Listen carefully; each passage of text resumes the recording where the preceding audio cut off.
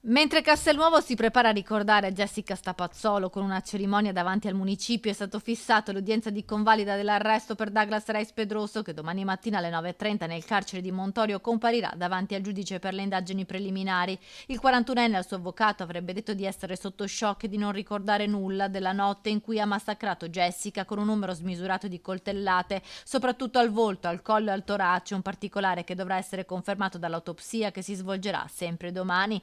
I carabinieri stanno ricostruendo le ultime 48 ore di vita della 33enne brasiliana che ha inviato l'ultimo SMS la notte tra sabato e domenica. Soprattutto si vuole chiarire come Douglas Reis Pedroso sia riuscito a sfilarsi e poi disattivare il braccialetto elettronico. Il trasmettitore collegato che aveva invece Jessica e che serviva a lanciare l'allarme è stato ritrovato nel garage dell'abitazione della madre della donna che vive in provincia di Mantova.